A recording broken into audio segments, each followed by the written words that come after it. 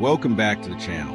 Today we're talking about amplifiers that are overpriced in 2026. The ones getting a lot of hype, but not delivering the value you'd expect for price. Are you paying a premium and only getting average performance? Let's find out which amps aren't really worth it and where you can save your money. Number 5, Yamaha R N1000A. The Yamaha R N1000A has certainly earned its reputation as a feature-rich network stereo receiver with a pleasingly smooth and engaging sound signature. And for many years has been a go-to choice for listeners who want streaming, Wi-Fi connectivity, and classic Yamaha build quality all in one box. On first listen, the R N1000A presents a warm, balanced tonal character that's easy on the ears, low control bass, clear mids, and treble that stays smooth even at higher volumes. Built-in streaming support, room optimization features, and high-resolution audio compatibility make it feel like a modern all-in-one solution compared to older, strictly analog amplifiers. There's no denying that in isolation, the R N1000A offers a satisfying listening experience and a respectable suite of features that appeal to both traditional stereo lovers and modern digital audiophiles.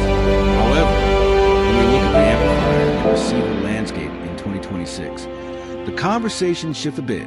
Part of the reason the R N1000A feels overpriced for the current market isn't because it sounds bad, far from it, but because many newer units are now offering similar or even stronger performance for less money, or more features for around the same price. Contemporary receivers and integrated amplifiers are introducing more powerful power stages, more advanced DAC sections, better streaming platforms, and more flexible connectivity options, all of which raise the bar for what counts as good value in this category. Meanwhile, the R N1000's power output and overall headroom can feel modest when paired with less efficient or larger speakers, limiting its performance in bigger rooms or with more demanding music.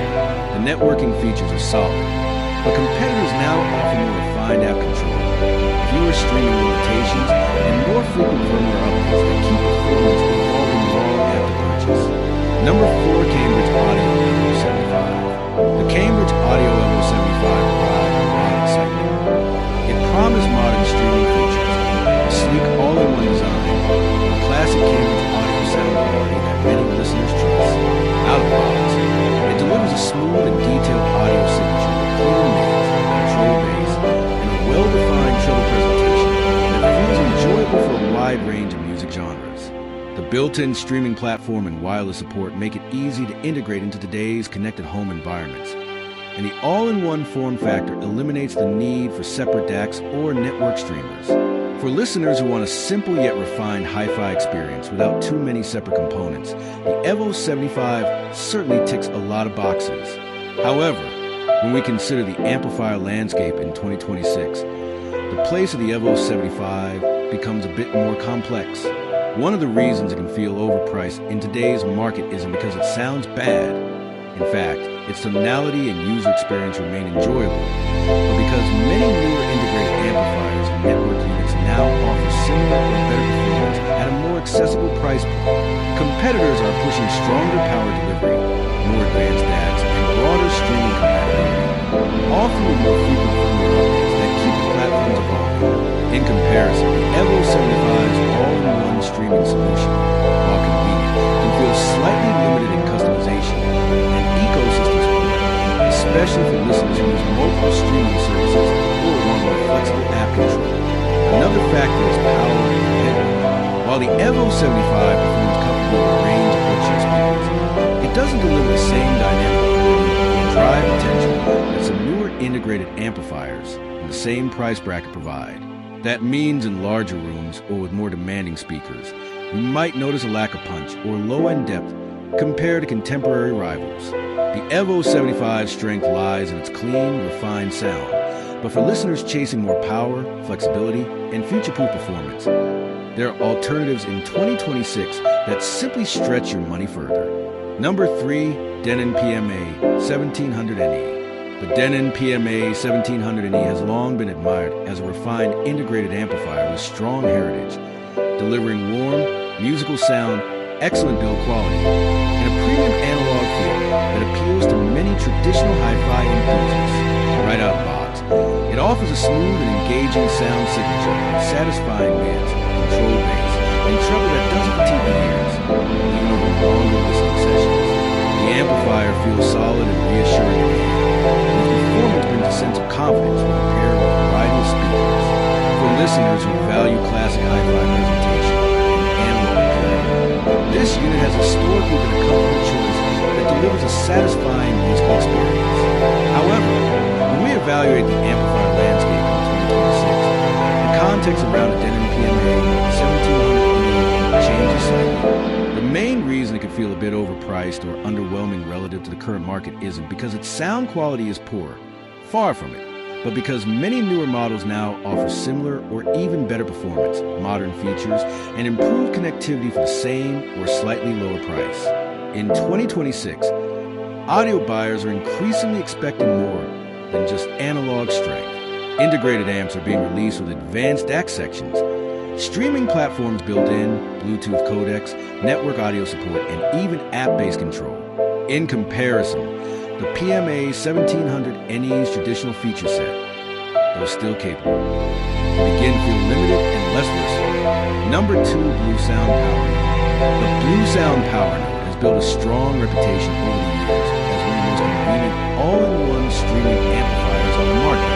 It combines modern network streaming, wireless connectivity, and compact amplification into a single sleek chassis that fits easily into minimalist setups.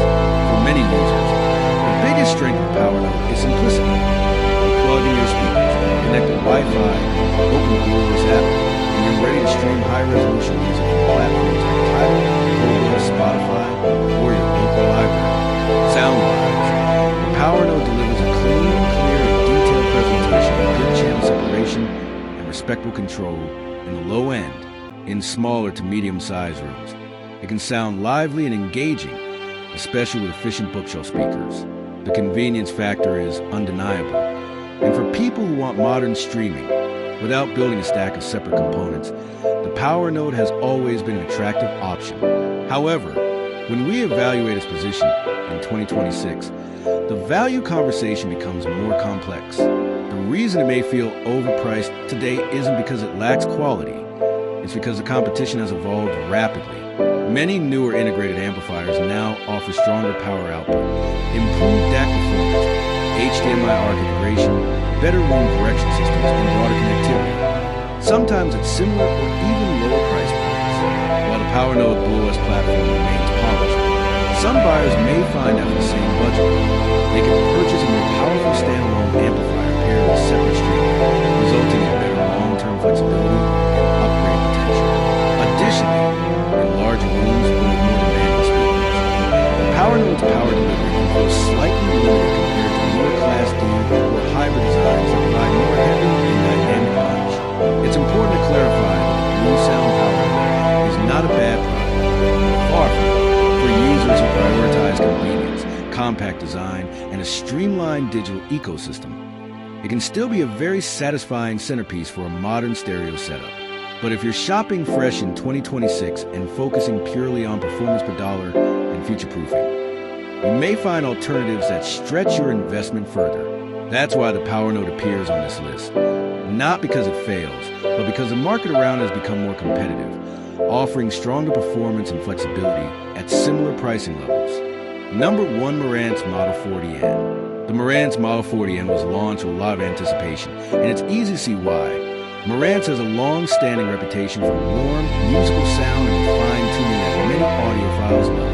Right out of the box, the Model 40N delivers a rich mid-range, smooth highs and bass that feels controlled and natural, making it a comfortable companion for long listening sessions. Its streaming platform, premium build quality, and classic Marantz aesthetics give it an immediate premium feel. And for many users, simply having network connectivity, Bluetooth, and analog inputs in one luxurious unit is a major convenience. For casual listeners of traditional stereo alike, this amplifier can feel like a polished, inviting center for a home audio system. However, when we look at the amplifier landscape in 2026, the conversation about value becomes more nuanced. The reason the Marantz Model 40N can feel a bit overpriced isn't because it performs poorly. It certainly doesn't. But because the rate of innovation and competition in this segment has accelerated significantly. Today, Many integrated amplifiers and all-in-one streaming units offer comparable or stronger performance in key areas such as power delivery, modern DAC implementation, and expanded connectivity options, often at similar or slightly lower price points. In particular, newer models are taking advantage of improved Class D efficiency, advanced digital platforms, and more flexible streaming features that make them feel more future-proof than the Model 40 NS setup. This means that while the Model 40 NS musical signature remains pleasant and refined, there are alternatives that deliver broader feature sets without sacrificing power or clarity. Another factor we're considering is power and headroom. The Model 40 NS output is solid for many typical listening environments, but when paired with less efficient or larger speakers, it can sometimes feel like it's reaching its limits sooner than some newer amplifiers that offer tighter dynamic control and stronger authority throughout the frequency range. Meanwhile, competitors integrate advanced networking, app control, room direction, and even multi-room features that appeal to modern listeners beyond just tone radio. So while the Model 40N is still capable of delivering enjoyable and musical sound, its overall value proposition in 2026 doesn't stretch as far as it once did, especially when buyers can find similar or superior performance with added features for the same money. That's why the Marantz Model 40N lands on this list. Not because it's a bad amplifier, but because stronger, more future-ready options exist at its price point today. So that's it for today's list of amplifiers that might not be worth the hype in 2026. Remember, this isn't about hating on any brand. It's about making smarter buying decisions and getting the best value for your money. If this video helped you, make sure to like, subscribe, and let me know in the comments which amplifier you think is overpriced right now. Thanks for watching, and I'll see you in the next one.